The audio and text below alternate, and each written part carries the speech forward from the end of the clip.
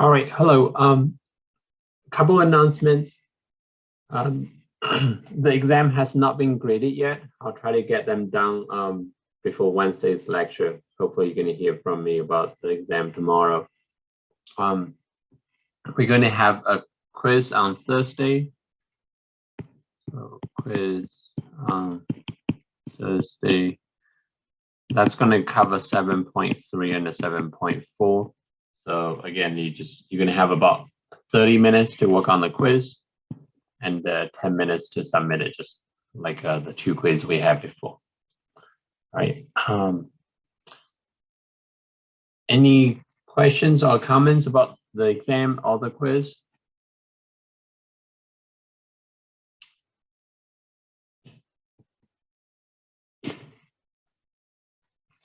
All right, if you do have any questions, please think about it later. Feel free to contact me through email. All right, so today we're going to start 7.4, which is integration of rational functions. There's a few techniques to use because sometimes substitution doesn't work. You want to try something else. But before we talk about that, let's talk about a few definitions. So a rational function, so given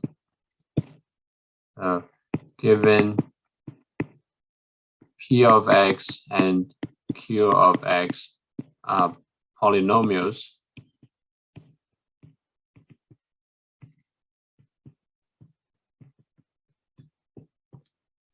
then if we write R of X in the form of P of X over Q of X, the ratio of two polynomial functions, then R of X is a rational function. It's a fraction, but the numerator and denominator are polynomial functions, and they're not just numbers. You can think about rational numbers, 3 over 5, a special case of rational functions. So let's just say, let's see. If degree of P of X, the numerator, greater than or equal to degree of Q, the denominator, then the fraction is improper. The fraction is improper.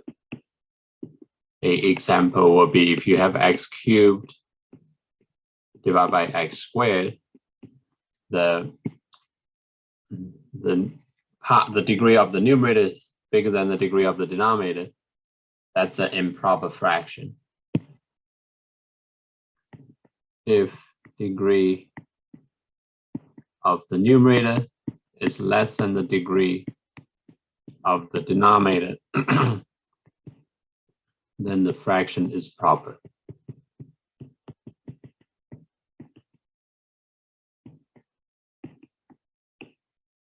So we need to keep those in mind as we integrate a rational function. So an example would be x squared divided by x cubed.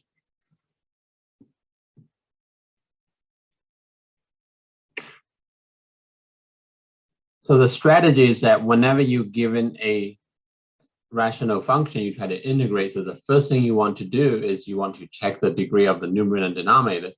Depends on the value of those degrees. You might want to take slightly different initial steps.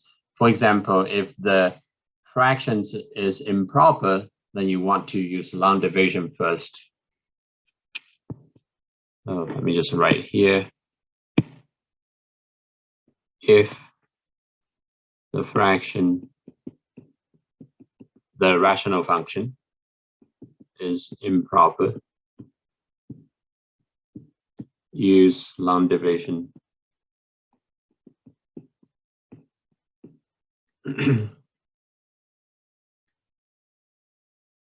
to write R of X equals P. Let's see. I'm not going to use R there. to write f of x as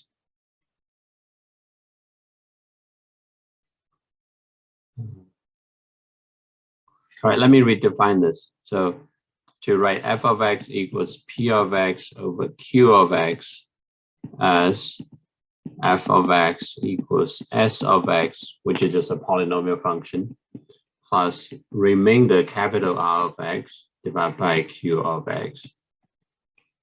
So that probably doesn't make any sense. So basically you try to take the improper rational function, you try to reduce it so that the first part is just a regular polynomial function, and then the second part is a proper fraction.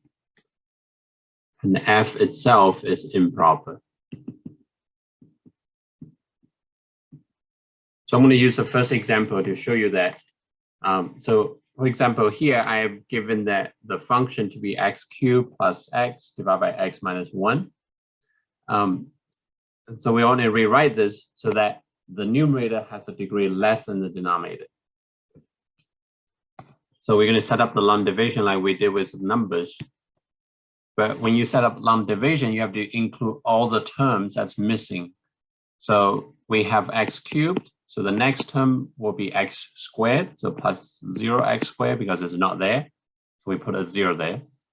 And then the next term is x to the first power, which is x. And then the next term is a constant 0. So the initial expression doesn't have 0, doesn't have x squared, so we're going to add a 0x squared there. Doesn't have a constant, so we add a constant to make it easy. Same thing with the denominator. If you have any term missing, you're going to add them. But in this case, we have x minus 1, no term missing, everything is there, right? So now we're going to divide. Long division, if you haven't done this before, you always want to cancel the leading term when you add the expressions. So here we have x cubed, so we want to eliminate x cubed. So I'm going to multiply x minus 1 with x squared. That will give me x cubed, right? But I want to add them or subtract, depends on what you prefer, right? I'm going to add also, I'm going to subtract, maybe easier. So, so I'm going to multiply by x squared. So I put it above the x squared term. So x times x squared, that give me x cubed, minus 1 times x squared, give me minus x squared. So that's the first step. Now I'm going to take the initial two terms. I'm going to subtract the two new terms. So there's a subtraction here. Let me use the red color. So if I subtract x cubed minus x cubed, give me 0. I don't have to write the 0. 0 x squared minus negative x squared. So 0 plus x squared. That's a positive x squared. That comes from 0 minus x minus a negative x squared if you subtract directly. And then I'm going to bring down the next term is kind of like bring down the next digit. So I'm going to bring down plus x coming from there. So the next step, I want to get rid of x squared. So I'm going to multiply by, so I have x minus 1. So I'm going to multiply with x, positive x. So that will give me positive x squared, x times x squared minus 1 times x minus x. Remember that we're subtracting, so we take this, those terms, and then we subtract x squared minus x from it. We're subtracting, not adding. It's minus. So x squared minus x squared give me 0. I'm going to erase that. X minus a negative x. So x minus a negative x. So that's a positive x plus x. So that's a 2x positive. And we're going to continue. So now I'm going to bring down the last term, the 0 there. So plus a 0. And this time I'm going to try to get rid of the 2x. So I'm going to multiply by 2. So x times 2, excuse me, give me 2x. Minus 1 times 2 give me negative 2. So always remember to subtract.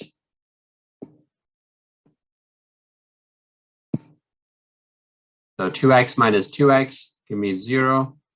0 minus -2, 0 plus 2, that's a positive 2. That's it. We end up with a number, we can stop there. So at the end, this expression that we began with, x cubed plus x divided by x plus 1, minus 1, sorry. We can write that as the quotient x squared plus x plus 2 plus the remainder, which is just 2. So this is the remainder.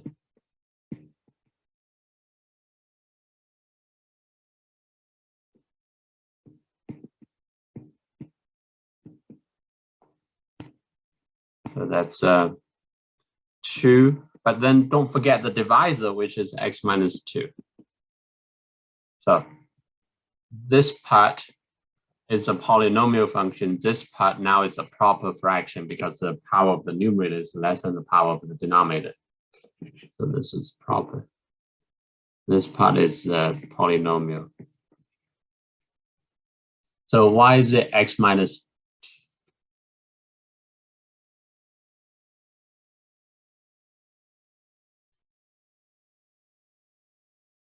2?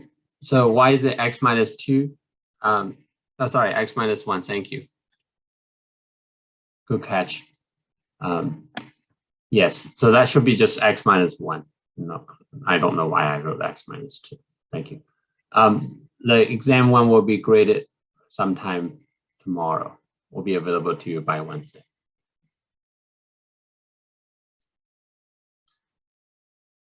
So just be careful with long division. Some examples you're gonna have to use it if the given rational function is an improper fraction. So what is the answer? So this is the answer. This is an expression to the equivalent to the given rational function. But always remember that every step you subtract. This is the same process as if you work with, if you take 237 divided by 12 or something like that. If you do the division, the first step you try to get 2. Is it the integral? Well, we're not doing the integral yet. We're just practicing using long division to rewrite the given rational function. We're going to use the integration. We're going to use this idea to integrate some rational functions soon. But long division, just like when you're working with numbers, if any term missing, make sure you add them with a 0 in front of it. That will be very helpful. So that's long division. That's the one technique we will use. The second one is called partial fraction decomposition. So what that means is that you take a proper fraction. So if you already have the degree of the numerator less than the degree of the denominator, so take a proper fraction, write it in terms of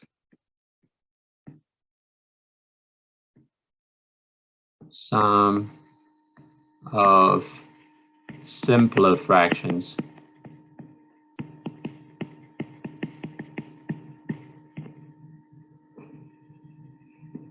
So basically, if you have, let's see, I have some proper fraction. It's a rational function that looks like, I don't know, there's some expression in the numerator. Let's just see ax. Let's just see we have ax squared plus bx plus c divided by let's see, we have dx cubed plus ex squared plus fx plus g. If we have something like this, we may or may not be easily, we can rewrite them as, let's see, ax squared plus bx plus c divided by efg, let's see, hx plus I, jx plus k, and then px plus q. We might be able to write it like that, and then we can go further and then write it as, capital A, a constant divided by hx plus I, plus b divided by jx plus k. I feel like those probably make it more confusing, but the idea is that you can take one fraction, you can write it as a sum of 3 or 2 fractions. That's simpler.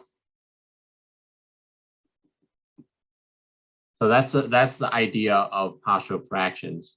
So going from here to simpler fractions, and each of them we can integrate easily. Well, let's just practice how to find the partial fractions. So let me just see one more thing. So this is what we call partial fractions.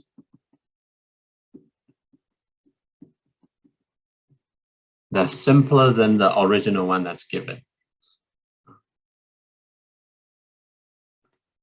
So to find them, the first thing you want to do, you always want to factor the denominator, because whatever the new denominators of the partial fractions are factors in the denominator of the given one. Let's see. So here I have this expression, negative 6x squared plus 3x plus 5. Don't factor the numerator, just factor the denominator. I have x cubed minus x, so I can take out x. Then I have x squared minus 1. Then I can continue to factor the denominator. And then that will give me x plus 1, x minus 1, right? So x times x plus 1, x minus 1. So that's the first step. So let me write down. So step 1, factor denominator completely. So that will be the first step. And we're going to see different cases with the denominator. Right now, every term there, so x has a power 1, x plus 1 has a power 1, x minus 1 also has a power 1, right? So they all have power 1 in the denominator, and they are all different. So in this case, we're going to see later, in this case, we can write this as, so this expression, we can write as a, some constant a, divided by x, plus some constant b divided by x plus 1, plus some constant c divided by x minus 1. Those three will be the partial fractions. And we need to figure out what the a, b, c are. They're all constants. To do that, there's actually easier tricks. There's many tricks that you can use. One thing that I learned is that, let me just rewrite one more line to make it clear. So I'm going to rewrite negative 6x squared plus 3x plus 5 divided by x, x plus 1, x minus 1 is equal to ax, a over x plus b over x plus 1 plus c over x minus 1. So just putting in everything in the same line. So the trick is that because they all have different denominators, so I could just multiply by c, multiply everything by x.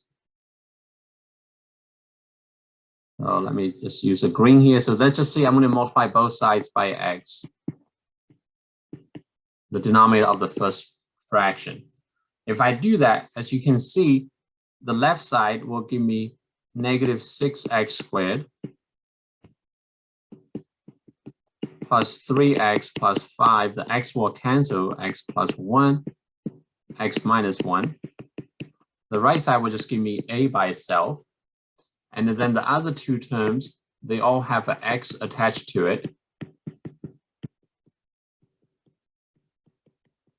So that's good. So all we need is isolate a there. So what we do is that we're going to plug in 0 for x. So plug in x equals 0, because if I do that, Why do we multiply by x again? This is just, I'm just using the first fraction as an example because we need to find a, b, c, all three of them by the end. So for now, we're just going to say, okay, let's focus on the a over x term. So I'm going to multiply by the denominator of that term, which is x. Just multiply the entire expression by that, by x, then I can isolate a. Obviously, I'm going to show you in the next step, we're going to multiply by x plus 1 to the entire equation to isolate b. Good question. So now I'm going to plug in x equals 0 because x equals 0 is the number that will make this term, the denominator 0, right? If I had x equals 0 here, I have a problem. But now, because I don't have a denominator, so it's actually okay for x equals 0. So I'm going to put in there, if I put 0 here, this term will become 0. That's also 0. And on the left side, I just have -6 times 0 plus 3 times 0 plus 5 divided by 0 plus 1 is 1. 0 minus 1 is -1. That's equal to a. That's it. So we got an a. A equals 5 over -1, -5. This x equals 0, you can think about in the denominator of a over x. So in a over x, you can think about this as a over x minus 0. So the 0 is sort of equivalent to this number that you make the denominator, you make that fraction undefined if you plug in directly there, but after you multiply by x, it's okay to plug in the 0. So we solved for a. Now let's go back, and we're going to take this equation we had earlier.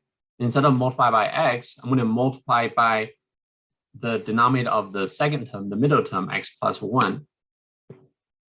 So if I do that, maybe I should write down. So instead of multiply by x, we're going to multiply by x minus 1. Sorry, x plus 1. I'm just being a little bit lazy by overwriting. So what I did is I just plug in x equals 0 into the equation we got. Like everywhere in the equation, I plug in 0 for x. And then a lot of terms will disappear. On the left side, I get 5 in the numerator remaining, and then 1 times -1 in the denominator when I plug in 0 for x. On the right side, I just get a left after I plug in 0 for x. So then I just rewrite it as a equals -5.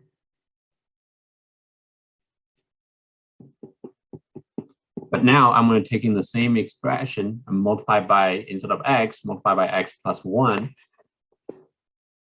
No, we plug in 0 because 0 is a number that will make the 0 you can think about is coming from this part, the x over the a over x originally. I'm kind of overwriting that now. So the 0 we chose is because 0, when we put in the denominator there, will make it undefined.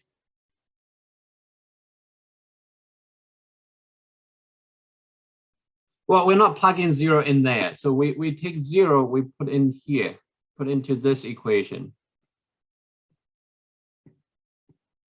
That's what I meant to plug in 0. I wrote this because I'm saying that we pick x equals 0 because, so we pick x equals 0 because earlier we had a over x, which is equivalent as a over x minus 0. So you can think about the 0 will make this denominator,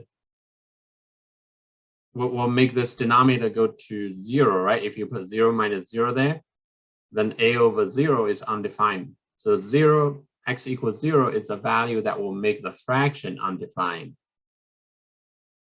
right? Make the a over x undefined. But now it's okay to plug in 0 because at this point, the a term, the a over x, the x is already gone after we multiply by x on both sides. So we just have a left. So it's okay to plug in 0 now that we couldn't plug in earlier, but we still plug in 0 because that's what we want. We want the two other terms on the right hand side to go away, the b and the c, those terms goes away. And then we just have a left. All right, you might still be confused. Let me use the second example. Maybe that will help a little bit. So after we multiply by x plus 1, we're going to end up with the left side, the x plus 1 cancels. Give me negative 6 x squared plus 3x plus 5, that stays. The denominator, remember the x plus 1 cancels because I multiply by x plus 1 on both sides. So I get x remaining, then I have x minus 1 remaining. The other side, I have a x plus 1 over x, and then I have b times x plus 1 divided by x plus 1, just b, right? And then the last term, I have c times x plus 1 over x minus 1. So this is what I get when I multiply by x plus 1. So the next step is we're going to plug in x equals -1 because so here we pick x equals -1 because earlier in the previous step we had b over x plus 1, right? So that's what we had earlier. And then now we end up with b by multiply by x plus 1. So if we put -1 in there, the denominator will go to 0. The fraction become undefined. But that was the previous case before we multiply by x plus 1.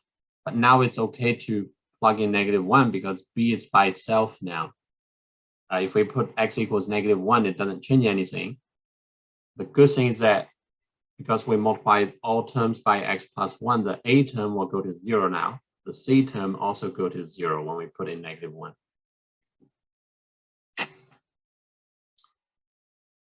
So from here, if we plug in x equals -1, this term will go to 0 because it's x plus 1. This term also goes to 0. The b is the only term that stays on the right hand side. And then the left side, again, we're going to plug in -1 just like we plug in 0 earlier. So now we plug in -1.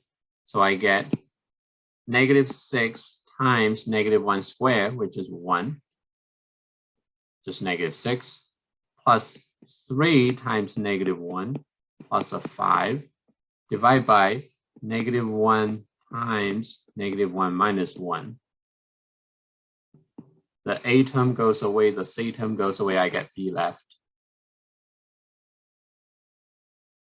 So from here, I can say b is equal to, if I do the calculation on the left, -6 minus 3, -9, plus 5, -4, -4. The denominator, I get -2, -1, +2. I get b equals -2. I hope it sort of make a little bit more sense now. So whichever term, the constant you want to solve for, so you multiply by the denominator of that term to all terms, and then you plug in the x value that will make the denominator go to 0 originally, make the fraction undefined, but you're going to use that x value to sort of eliminate other terms on the right-hand side. So we found a and b.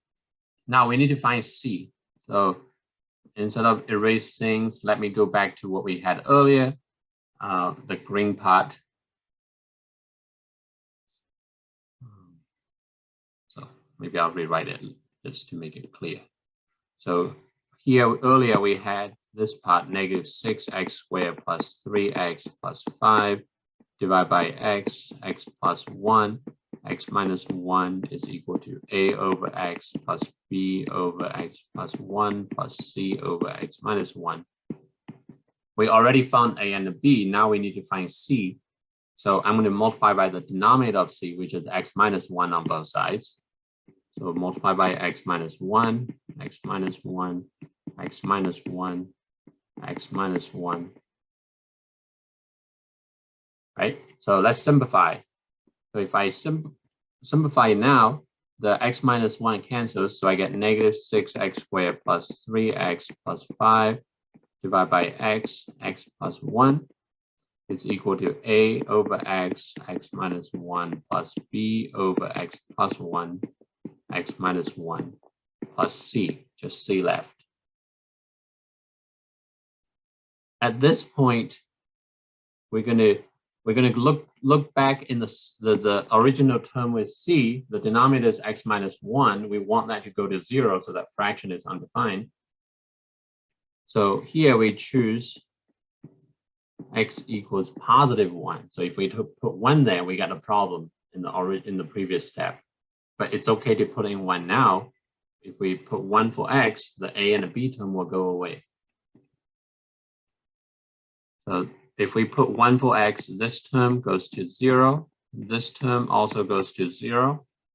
And then the left side, we can rewrite it. That will become negative 6 times 1, just 1 squared is 1, plus 3 times 1, plus a 5, divided by 1 times 1 plus 1, which is a 2. So that's equal to c. So from here, we can solve for c, which becomes negative 6, negative 3, 8, 2, 2, 2 over 2, which is 1.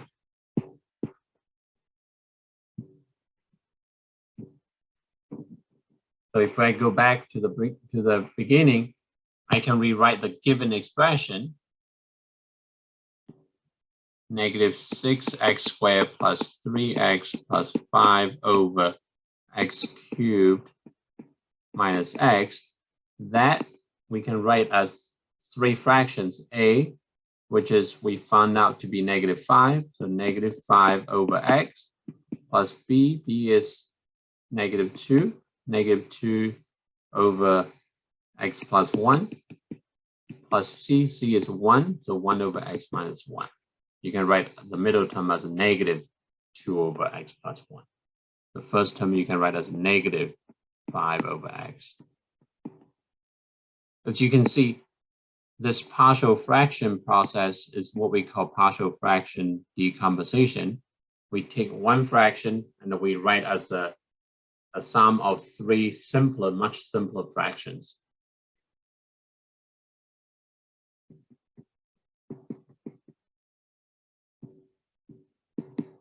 Any questions? Partial fractions decomposition.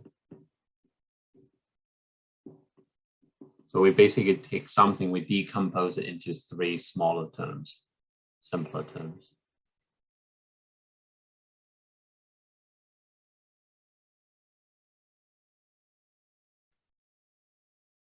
I'm showing a lot of work here, but a lot of times, you can just quickly, write down a step and then cross out all the terms that can be canceled, and then quickly plug in whatever the x value you're going to plug in.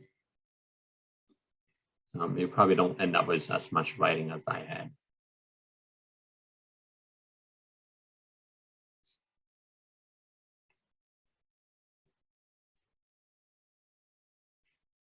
So those are the two methods that we will be using a lot when we integrating rational functions. So the first thing you want to check, see if that's the rational function, the fraction is a proper or improper.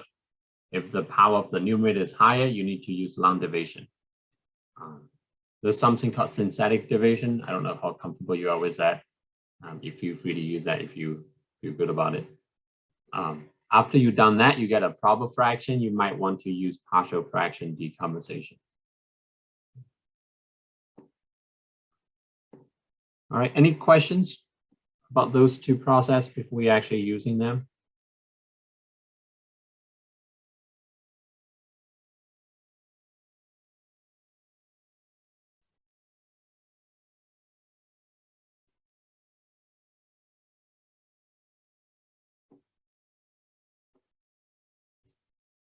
All right. So let me use this example with integration. So the first case is always a simpler case. It's similar to what we just did with a partial fraction, partial fractions exercise. So the first case is that if we integrating p of x over q of x dx, the denominator q of x is the product of distinct linear factors. What that means is that q of x can be written as ax plus b times cx plus d, sorry, not plus, times ex plus f, and so on. Every term here, every factor has a power 1. So if q of x is in that form, then p of x over q of x, we can write as some constant a over ax plus b plus capital B, cx plus d, just like what we did before, plus c, capital C, ex plus f, and so on. So each term will have a really, really nice linear denominator. The power of the degree of the denominator just 1. The degree of the numerator is 0, just constants.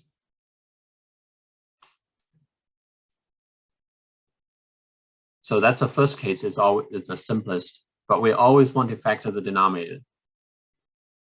So here's the first example. We're trying to integrate x minus 3 divided by x squared plus 3x minus 4 dx. You might try to use u-substitution. It may not work, but you can try it on your own, right? So here the technique is that we're going to rewrite this middle term, the function. We're going to try to rewrite it using partial fractions. I'm going to show the work on the side, then I'm going to add the integration later.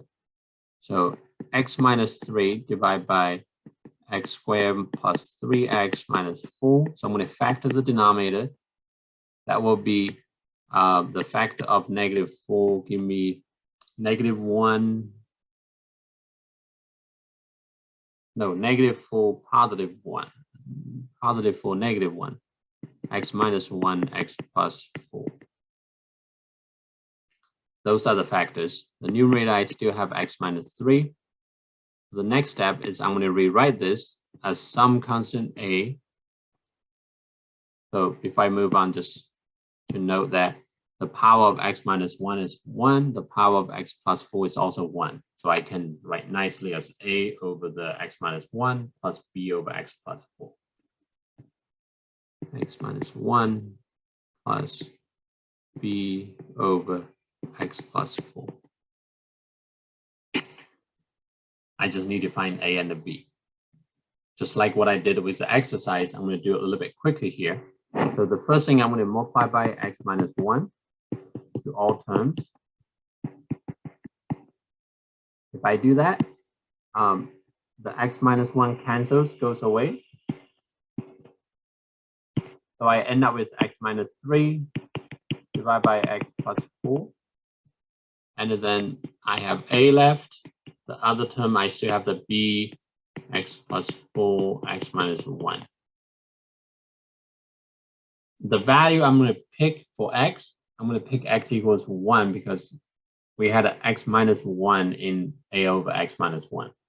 So here we pick x equals 1, put in there.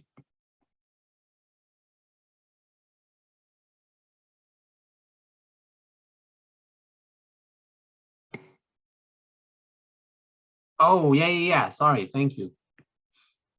Clearly, I'm not in my best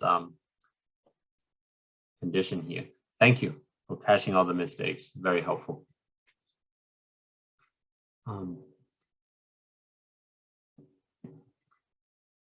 So here we're going to pick x equals 1 because earlier we had a over x minus 1. We want we want this part to be 0 because that's the term that we multiply to all terms. So we're going to put x equals 1 there.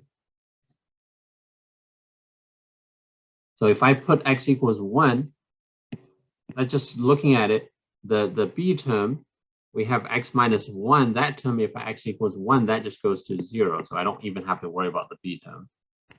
So I have 1 minus 3 divided by 1 plus 4 is equal to a. And then if we continue to simplify, we get negative 2 over 5, negative 2 over 5. That's what a is. And I also need to find b. So let me just copy down what I had earlier. So I had x minus 3 over x minus 1, x plus 4. That's equal to a over x minus 1. You can plug in the a value now if you want, but you don't have to in this case. B over x plus 4. So what I'm going to do now, I'm going to multiply by x plus 4, the denominator of the b term, to solve for b. X plus 4, x plus 4. So if I do that, x plus 4 cancels. And then here, I'm going to plug in. Can anyone tell me what number I'm going to plug in for x? Negative 4, exactly. Good. Right? You want the x plus 4 to be 0 in the denominator of b term. So we pick x equals negative 4, put in there. The a term, because we had an x plus 4, now if we put negative 4 in this part, negative 4 plus 4 becomes 0. So this term goes to 0. That's great. We don't want that term there. And then the left side, I have negative 4 minus 3. Then I have negative 4 minus 1. The right side, I just have b left. So if we simplify, we get negative 7 divided by 5, negative 5. So negative 7 over negative 5, just 7 over 5. So that's a value for b. Right, so that's all we done there. So that's good. So now we found a and a b, we can rewrite the original rational function as two simpler functions. So now I'm also going to include the integrals. So initially we had integrating x minus 3, x squared plus 3x minus 4 dx. Now the rational function becomes two fractions. So that becomes integrating the a, which is negative 2 over 5, divided by x minus 1. That's the a over x minus 1. Plus b, which is 7 over 5, divided by x plus 4 dx. Each term here that's so simple that you can integrate them directly. Integrate them so that I'm going to rewrite them separately and bring the constants in front of the integral sign. So I get negative 2 over 5 integrating 1 over x minus 1 dx plus 7 over 5 integrating 1 over x plus 4 dx.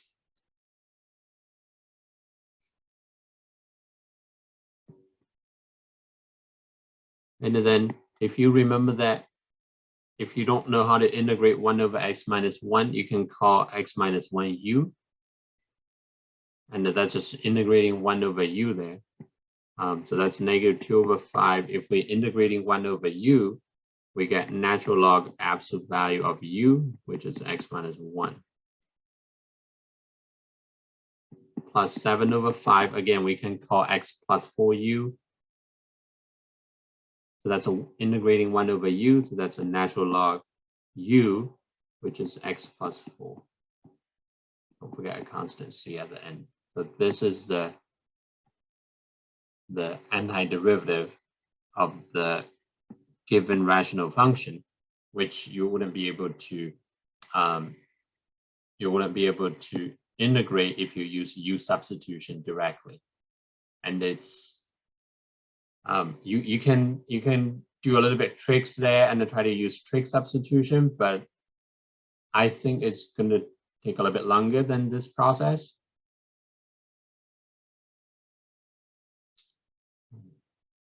But partial fractions, it's a lot easier to use in this case. Any questions on this example? We have to multiply by du. I sort of just do everything in my head, but let me show you. So let's just take this second integral, for example. So I'm going to let u equals x plus 4. So du is just equal to dx. And then this integral, if we use substitution, it becomes integrating 1 over u du, right? And if you recall that integrating 1 over u with respect to u, that's what du is. And then you get this part.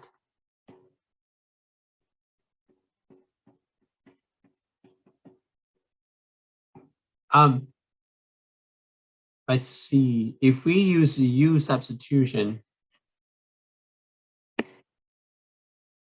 I guess it's not u. Let me try it. I didn't try it with u substitution. So if at the very beginning we let u equals x squared plus 3x minus 4, du equals 2x plus 3 dx.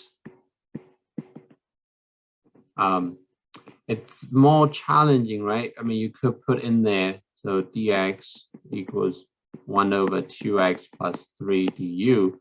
If we do the substitution, this integral will become x minus 3 divided by u, and then 1 over 2x plus 3 du. It's very difficult to take the x terms. So you have 1 over u, but then you have x minus 3, 2x plus 3 du. You can't integrate with respect to u because of the x term. So you have to take this and then write as u. I don't think it's that easy to do that in this case. Yeah. Of course, if you have examples, after you use u substitution, the x terms cancel out nicely. Absolutely, use u substitution in the very beginning, but it just doesn't work well with those examples. Good question.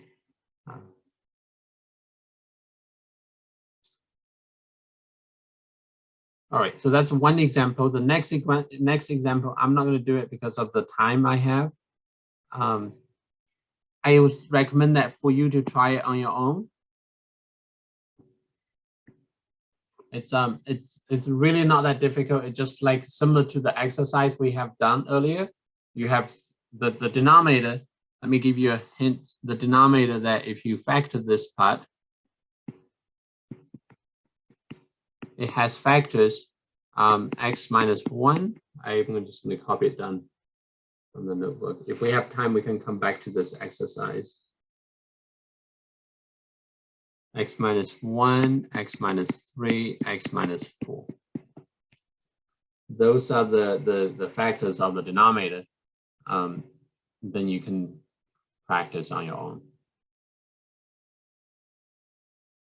So it just end up with 3 terms. You just have to find A, B, C, but they are just follow the same trick that we did earlier with a given example.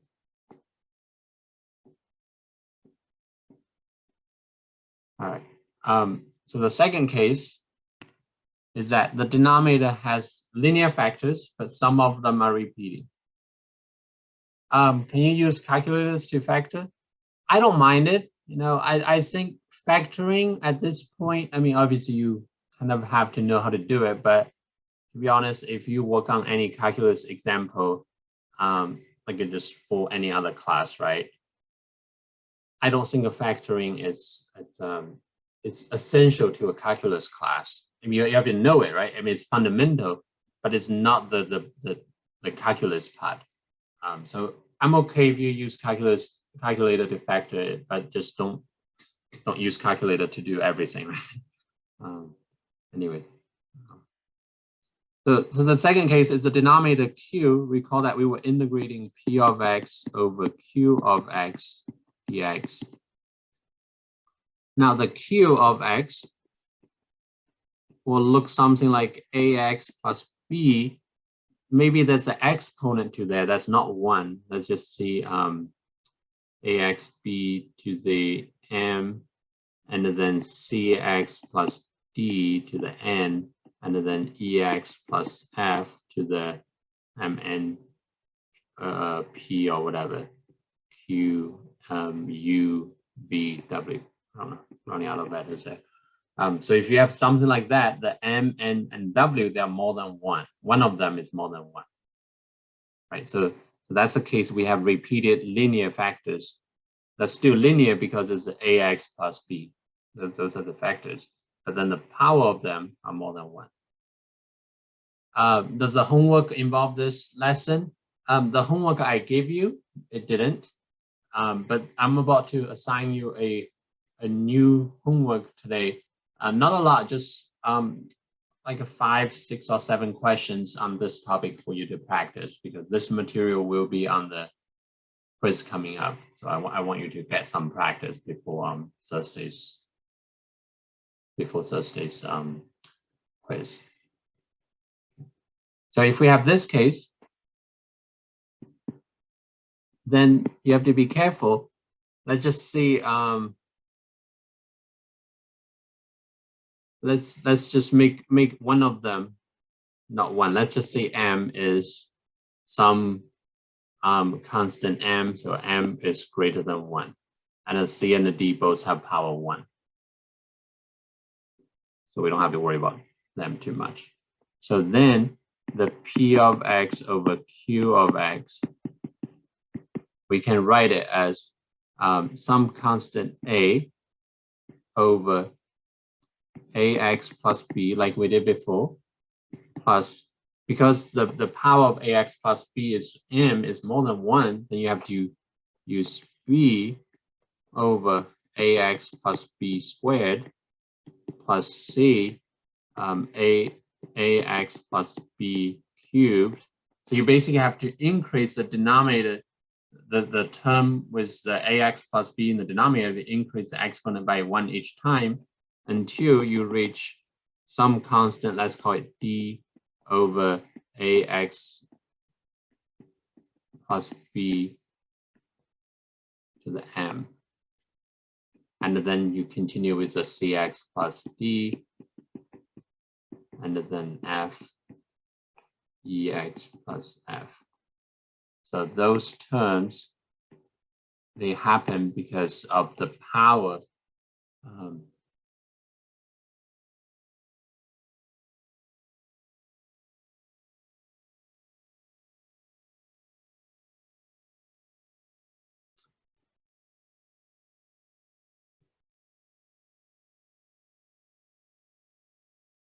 Sam, if I understand you, so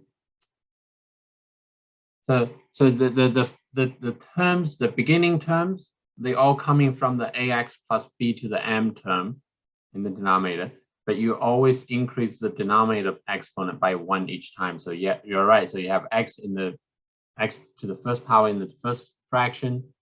The second fraction will give you x squared in the denominator. The next one will give you x cubed, but you always have to increase in this fashion.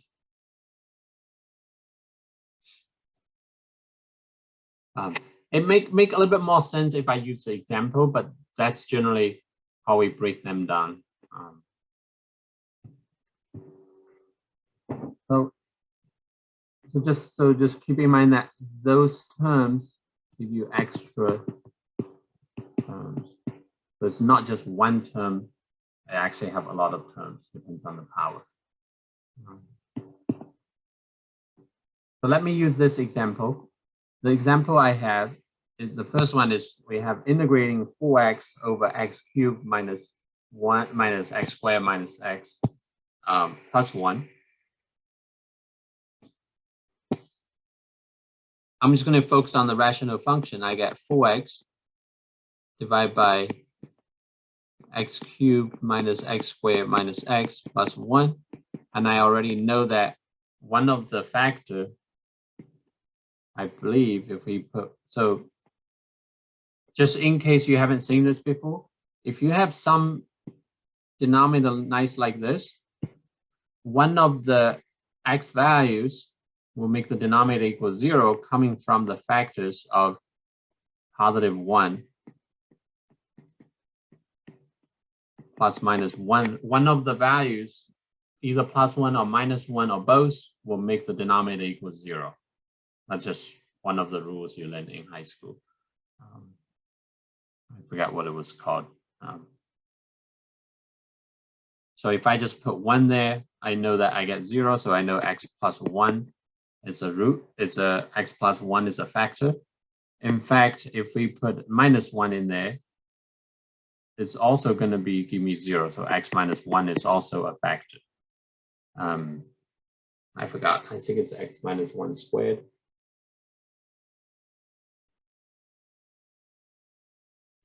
Anyway, let me quick use long division on the side. X cubed minus x squared minus x plus 1 divided by x plus 1. So that's, I need x squared. So that's x cubed plus x squared minus 2x squared minus x. So then I need negative 2x squared minus 2x. So minus negative x plus x plus 1, so 1. Okay, so x minus 1 squared. Sorry, I forgot what it was.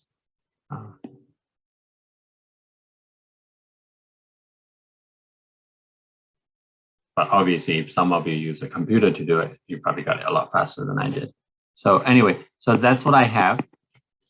The factors in the denominator the first one has a power 1, so that's simple. That's just like we had before. So that's just a over x plus 1.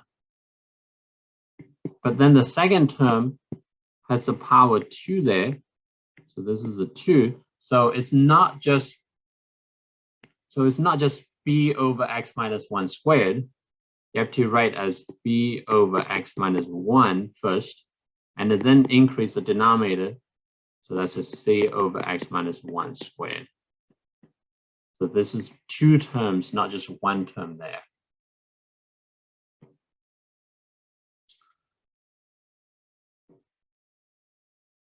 So the next thing we're going to do is we're going to try to do the same thing we did before. See if it works. So for the a term, to find a, we're going to multiply by x plus 1. So multiply by x plus 1. If I do that, I get 4x over x minus 1 squared. I'm just going to try to do it quickly. Equals a plus b x minus 1 x plus 1 plus c x minus 1 squared x plus 1. So that still works. And then we're going to plug in the value that will make x plus 1 equal 0. X equals negative 1. That's what we're going to plug in. If we do that, those terms goes to 0. I end up with a on the right side, and on the left side, I get 4 times negative 1, negative 4, divided by negative 1 minus 1 squared. That's a negative 2 squared, positive 4. So I get a equals minus 1. It still works, right? Now you probably wonder, can we multiply by x minus 1 to solve for the b term? Well, let's see what happens if we multiply by x minus 1, following what we did. So if we do that, we get 4x divided by x plus 1, and I multiply by x minus 1, I still have another x minus 1 remaining. That's equal to a x minus 1, x plus 1, plus b plus c, x minus 1. There's another x minus 1 that's canceled when I multiply by x minus 1. Now, if we plug in x equals 1, we get a problem. The a term obviously goes away, but the c term goes goes to infinity, it doesn't help.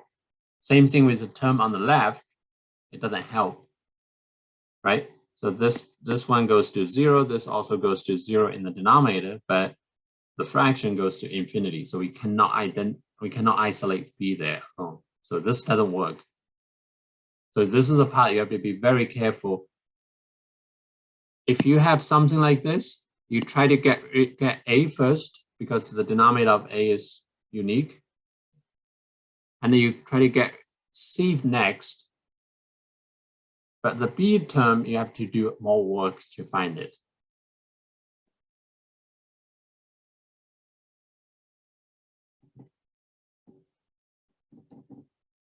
So here, let me take a step back. So instead of multiply by x minus 1, we're going to multiply by x minus 1 squared to find the c. And if I do that, the left side from here, so I get 4x divided by x plus 1, x minus 1 squared, but the x minus 1 squared will cancel. Just give me 4x divided by x plus 1. And the a term, I still have a times x minus 1 squared divided by x plus 1. The b term, when I multiply by x minus 1 squared, it doesn't go away. It has b times x minus 1. That's okay. And the c term, it just c left. So c is by itself. The benefit of this is now is actually okay to plug in 1 for x to solve for c, because the b term and the a term will disappear. Go to 0. Do we always follow this rule to find a first and then c second when it comes to these? Yes. So you want to find the term with distinct linear denominator. So like the a has a denominator x plus 1. That denominator power 1. And then we find, after that, we find the one with the highest degree. Exactly. Okay. Thank you. Mm-hmm. So now we plug in 1 there, so we get 4 divided by 1 plus 1, 2. And then that's equal to c, so we can see c equals just 2. So the same technique worked, but only for 2 terms. It doesn't work for all 3 terms. So the next part is that we need to find b, but before we find b, let me plug in a and a c.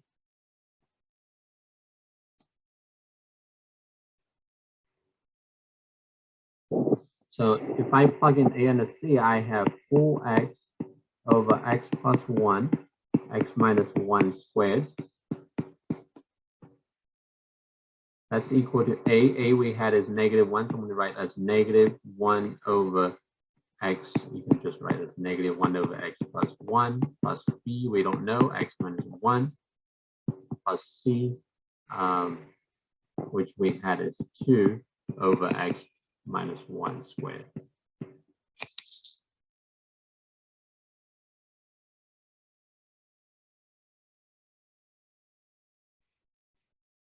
We just need to find b next. To find b, we're going to use a slightly different technique, which actually could work earlier, but I just choose not to use it.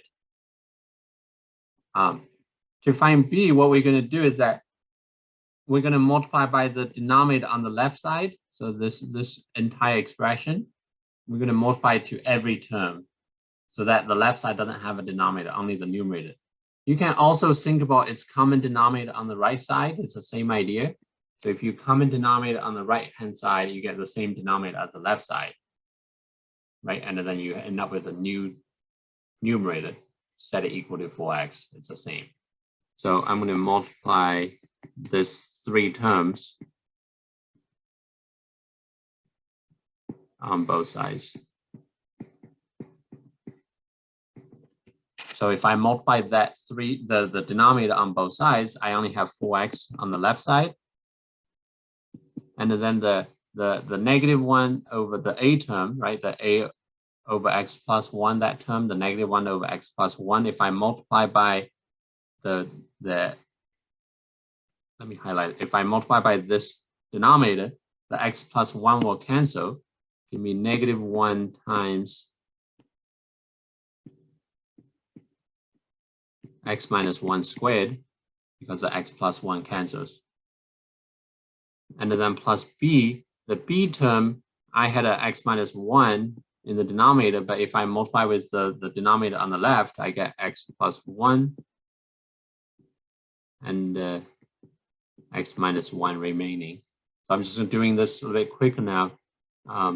And then the last term, the c term, give me 2 times x plus 1 after I cancel out the x minus 1 squared. So maybe I should add the intermediate steps to make it clear. So what I did is I multiplied the first fraction with x plus 1, x minus 1 squared, so the x plus 1 cancels. And then the middle term, again, multiply the same expression. One of the x minus 1 will cancel. The last term, both x minus 1s cancel.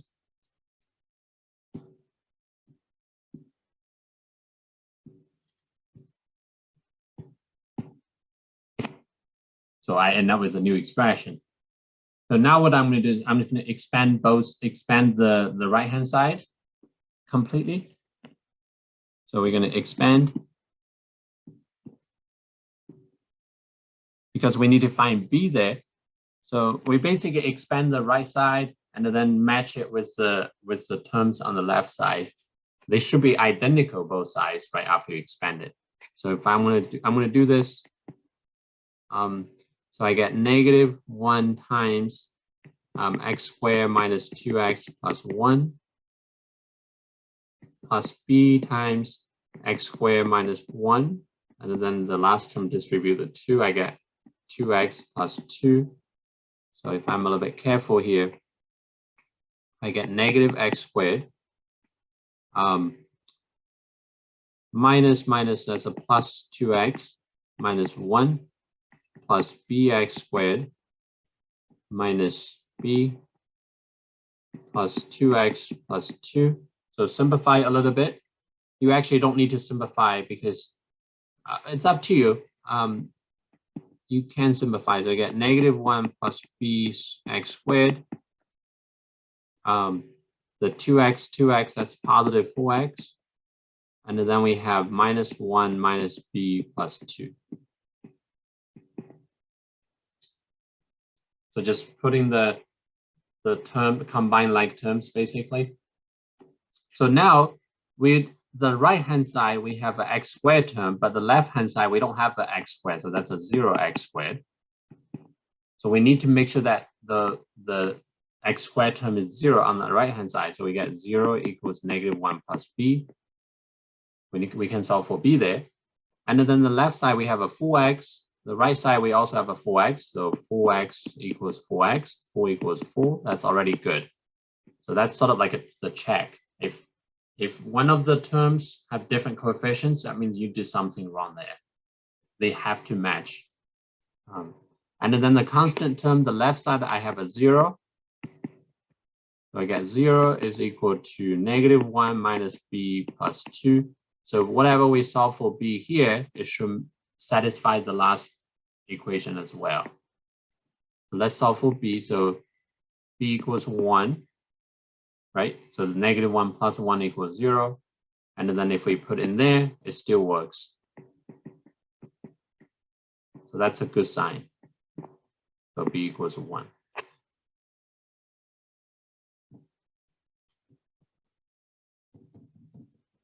This technique, you could just do it in the very beginning, with the A and the C already in there. Just multiply by the denominator on the left side to all terms, and then you try to pick the A, the C by setting them equal, like what I did.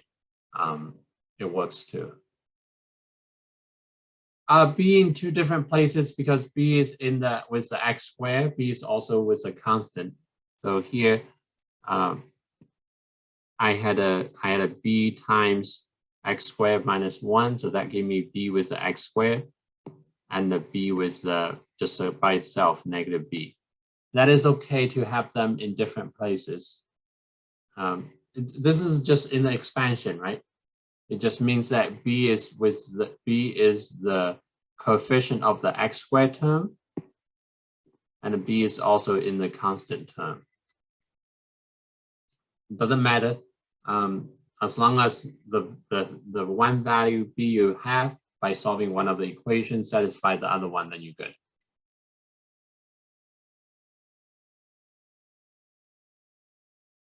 Final step of this expansion. So what I did is that from this part, I know that the left side don't have the x squared, don't have a constant, so I basically added 0x squared and added a 0. So I'm matching this part with this expression. So all the coefficients of the x squared have to match. So the coefficient on the left side just is 0. The coefficient of x squared on the right side is -1 plus b. So they have to match because it's an equal sign. The coefficient of x, like how you find an expression. Oh, you talk about from here to there.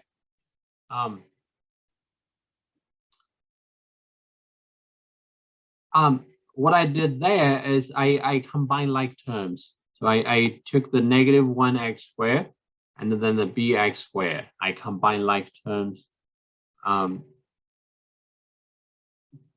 just basically factoring x squared. So that give me -1 plus bx squared. Same thing with the 2x, that give me 4x. All the constants, I put it together in a parentheses.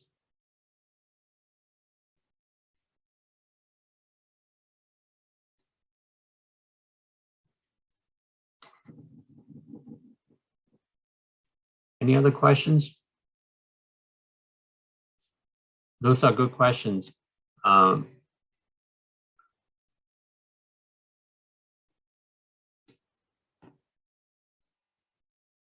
So now we found a, b, and c. We can go back and rewrite the integral, the rational function in the integral. We can rewrite it as 3 simpler fractions. So let me just, I forgot, it's a while ago. So 4x over, so we had 4x over x cubed minus x squared minus x plus 1, I believe, dx. I know we solve a is -1.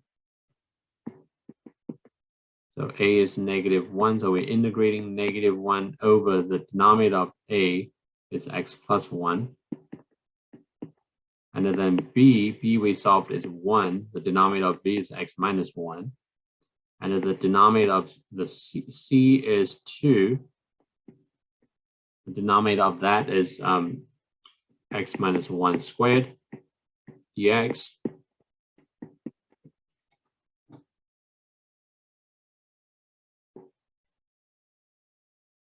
So that equivalent, we're basically using partial fractions to expand the rational function. So now we can integrate each of them separately. I'm going to move the -1 outside as well. So I get negative integrating 1 over x plus 1 dx plus the middle term is just 1 over x minus 1. So we're integrating 1 over x minus 1 dx.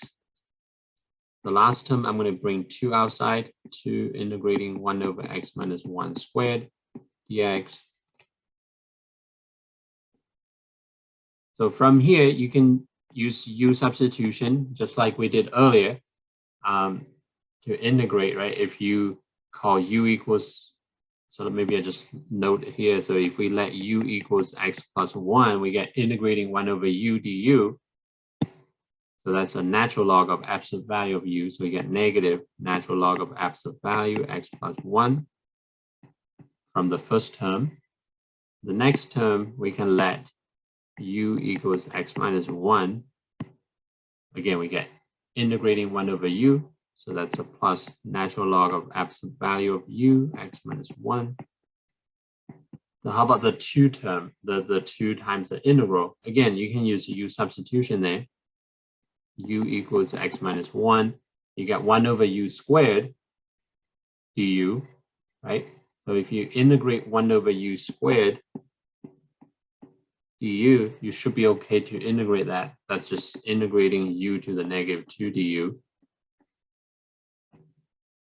which becomes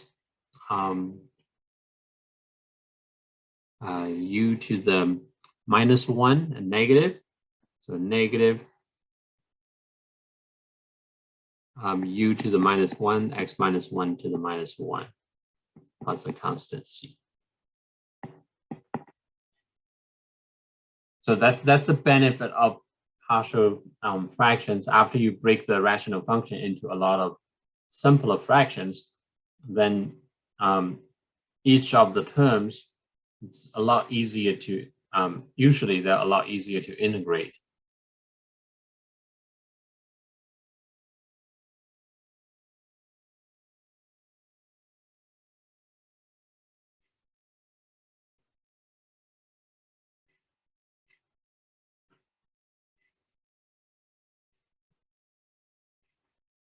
All right, where did the 2 go? Oh, I lost the 2, thank you.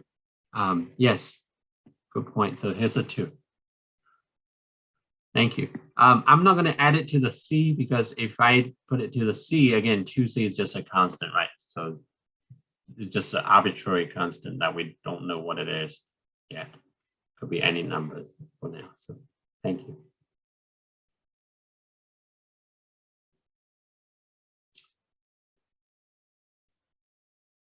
Any other questions about this process?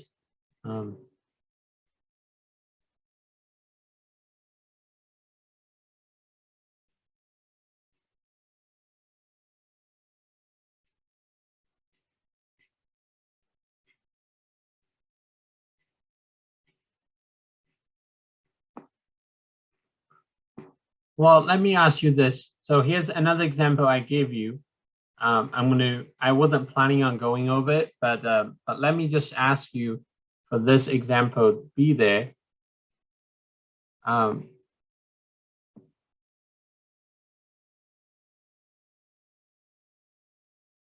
If I give you this exercise problem, what do you do first?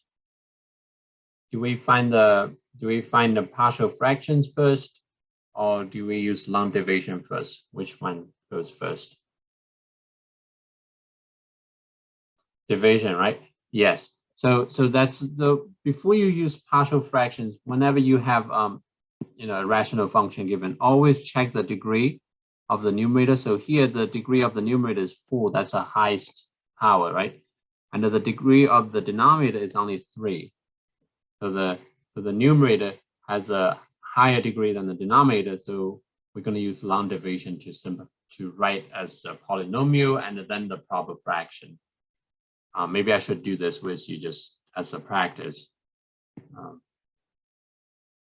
So long division first. This is what we call improper fraction. So we're going to use long division first.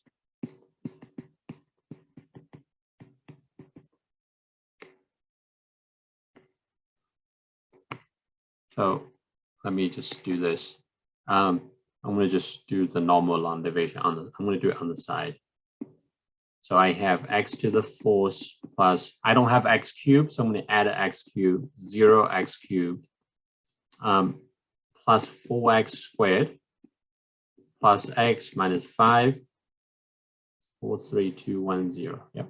And then I'm dividing, every term is there, so x cubed plus 2x squared minus 7x plus 4. Be careful if you have a lot of terms here. So I want to get rid of the x to the 4th power. So I'm going to multiply by x. Multiply x cubed by x, give me x to the 4th. But I'm going to put it above the x term. So I have x there. So if I multiply everything by x, so I get x to the 4th plus 2x cubed minus 7x squared plus 4x. And the next step, don't forget we are subtracting. So x to the 4th minus x to the 4th give me 0. 0 minus 2x cubed, so that's negative 2x cubed. 4 minus negative 7, so that's a plus 11x squared. X minus 4, so that's a minus 3x. Minus 5, bring it down. So the next step is that we want to get rid of the negative 2x cubed. I get x cubed in the denominator, so I'm going to multiply by negative 2. So I get negative 2x cubed. Oops, what did I do wrong? Oh, sorry, that's not a 7, that's a 4. X, nope, not a 4.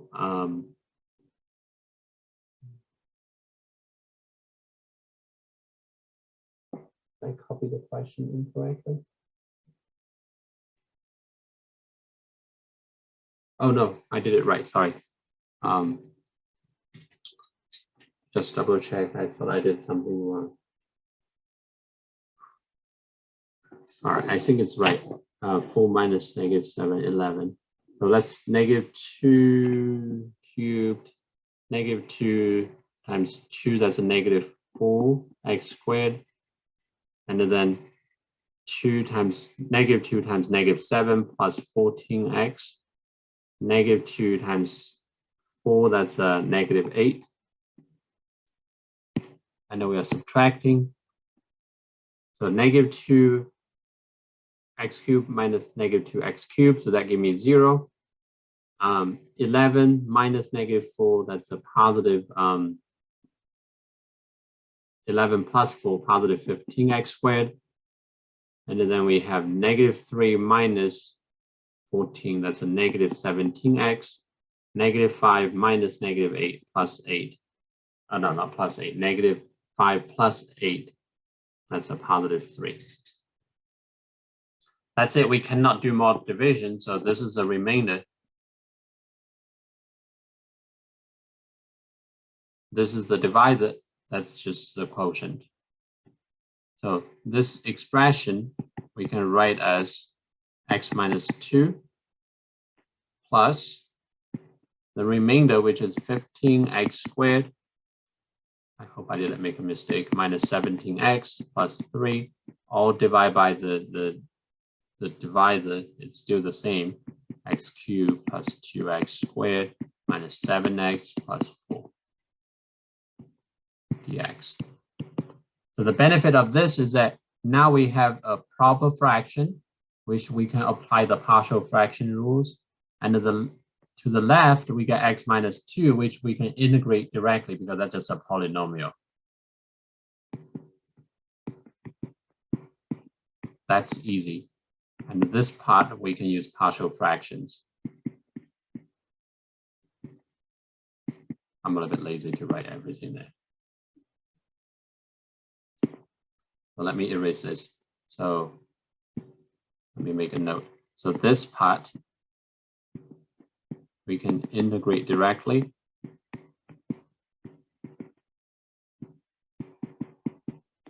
This part, we can use partial fractions.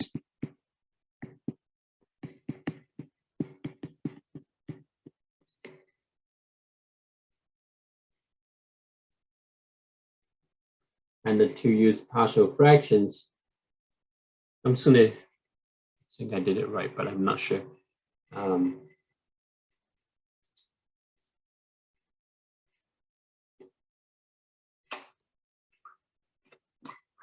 In my notebook, I'm just gonna use, I'm not gonna do all the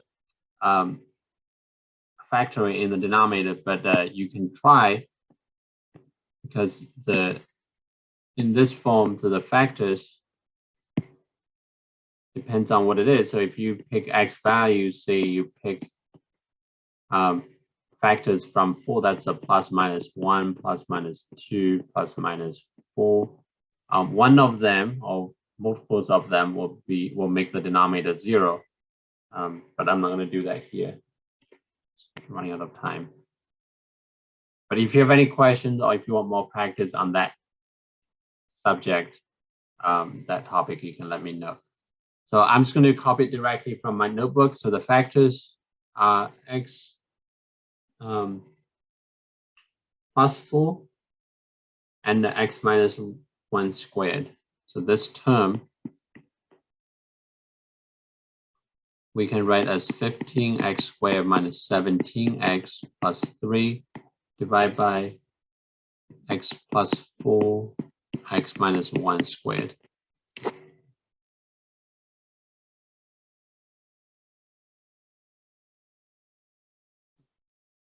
And from here to practice partial fractions, so that becomes a over x plus 4 like we have done before, because the power is just 1, plus b, we have x minus 1, so be careful, that's b over x minus 1. And then you have to add another term, c over x minus 1 squared.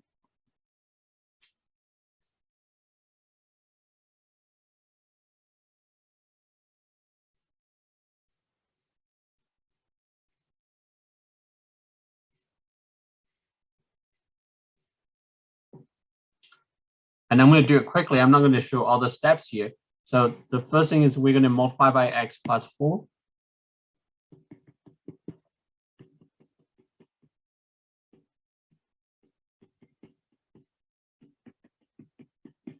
And then on both sides, then we're going to plug in -4. So all the x plus 4 goes to 0. So we just end up with, what did we say? Plug in -4. So 15 times -4 squared minus 17 times -4 plus 3 divided by -4 minus 1 squared equals a. The b term goes away. Oh, I hope the number is nice. To be honest, I don't know how good this exercise is.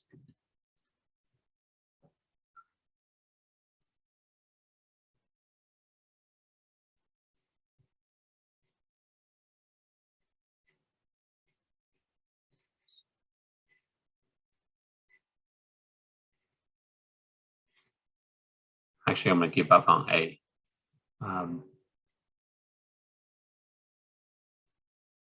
Yes, Ryan had a good point. Can you just multiply by the denominator? Yes, that's another approach to do. Just multiply by just multiply by this on both sides to get rid of all the fractions, and then try to match the coefficients of each term there, each x term.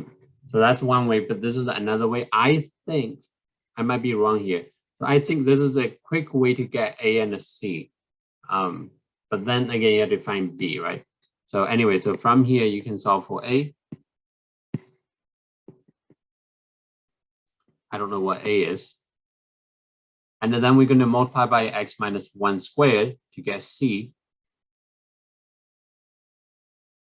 So if we do that, the B term, the A term goes away. So C equals, if we multiply by x minus 1 squared and put in 1 for x, so I get 15 minus 17 plus 3 divided by 1 plus 4, 5. So that will be C. A little bit quicker to get A and the C. And then at the end, what we're going to do is that we're going to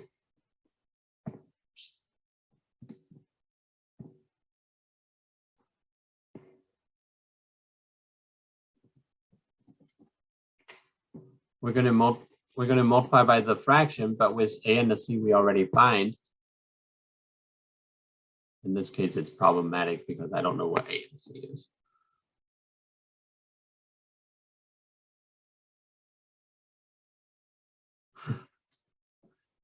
I should have worked this problem out completely.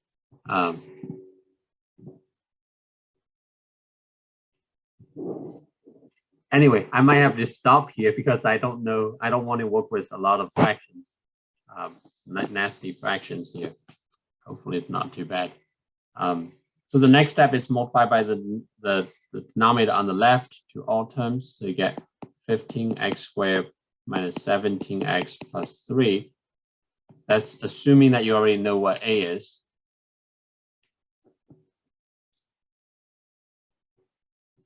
All right, so maybe I'll try this since we're going to do it anyway.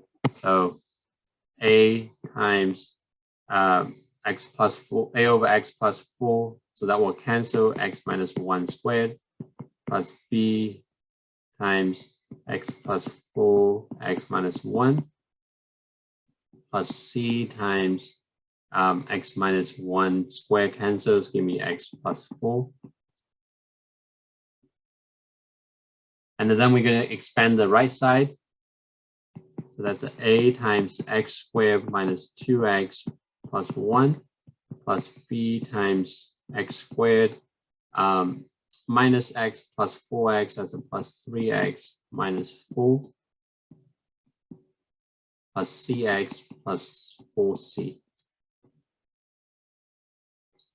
So that will become ax squared plus minus, so that's minus 2x, so minus 2ax plus a, and then plus bx squared plus 3bx plus minus 4b, and then plus cx plus 4c. And I'm going to combine like terms. All the squared terms I'm going to put together, so I get a plus b x squared. And then continue with the x terms. So I get minus 2ax plus 3bx plus cx. So I get minus 2a plus 3b plus c times x.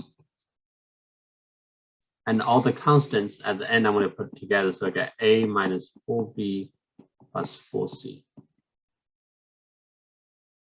On the left side, I have 15x squared minus 17x plus 3. So I'm going to match the coefficient. So 15 matches with a plus b. Those are the coefficients of x squared. So 15 equals a plus b.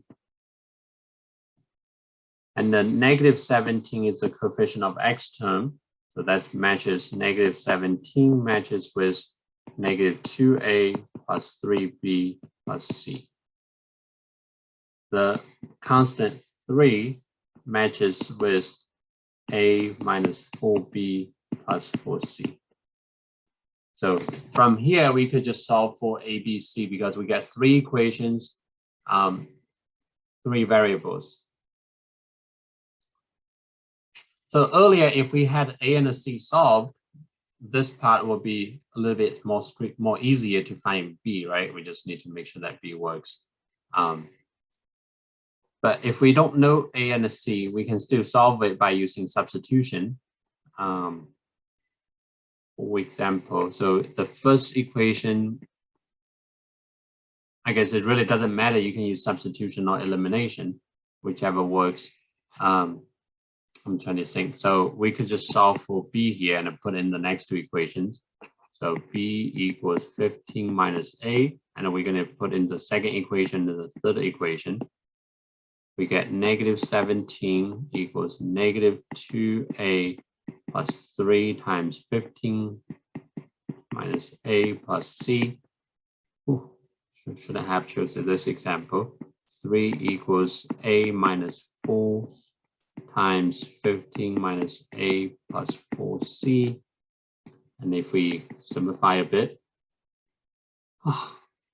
negative 17 equals minus 2a plus 3 minus plus 45 minus 3a, that's a minus 5a plus c. And we have 3 equals a minus 5a. Oh, that's not too bad. Minus 4a minus a 5a. Minus 60 plus 4c. So if we add them directly, we can solve for c. Not too bad, luckily. So that's a minus 14. We get minus 14 equals negative 15 plus 5c. So plus 15, so that's a 1 equals 5c. C equals 1/5.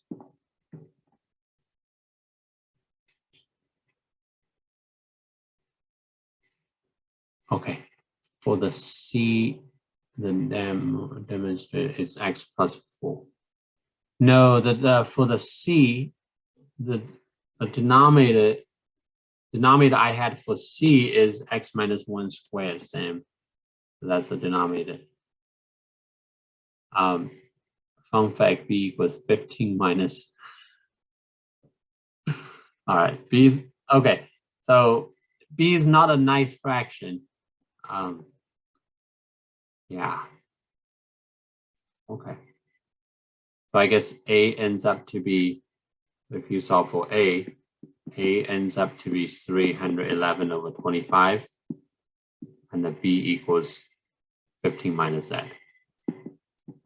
I'm just copying from Daniel's answer there. It's not nice, but again, those are just numbers, right? So it's not that terrible.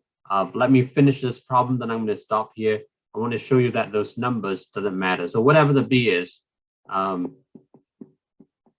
let's just say this is a number, right? So now we're going to put it back all together. So what do we have? The integral, remember that we had x minus 2 plus this fraction that we break down into 3 partial fractions, a, b, and the c terms, right? So now if I put it all together, even though they're not nice, so the integral we had earlier, it just becomes integrating x minus 2 dx. And then I believe it's plus this a term. So maybe I just put together. So plus a is a fraction, 311 over 25. Divide by x plus 4. B, it's not nice, but you can just write as 15 minus 311 over 25 is a fraction. It's a value. Divide by x minus 1. And then C, which is a 1/5, divided by x minus 1 squared dx. But again, when you expand this integral, you just integrate each term separately, right? From the x, you can get so you can integrate x minus 2 all together, dx. And then you integrate the next term, you can bring out the constant. And then the next term, you can bring out the b. Again, it's not a nice number, but it's just a constant. So it doesn't really get involved in the actual integration process. And then 1/5, bring it out, look at 1 over x minus 1 squared dx. I just want to show you that. So from here, each term you should be able to integrate just like we have done before in the past. And just don't forget to carry the constants with your within your antiderivative at the end. All right, I think that was a good start to stop. And then 7:50, I'm gonna have to stop there. I don't want to take too much of your time. So I'm gonna stop there. Like I said, I'm going to give you a few exercise problems just on this part for you to practice. That will prepare you with for some part of the quiz on that's coming up on Thursday. And the exam, I'm going to make it available to you tomorrow. Any other questions or comments? Could you go back to A and C? Yeah. So A and C. So A, just like we did before, was a simpler case. So A, I just multiply by x plus 4, not 1. Sorry, x plus 4. And then for C, I multiply everything with x minus 1 squared, and then I'm plugging 1. All right, so if you don't have any questions, I'm going to let you go. Have a good evening, and go get some dinner, and I'll see you guys on Wednesday. Take care.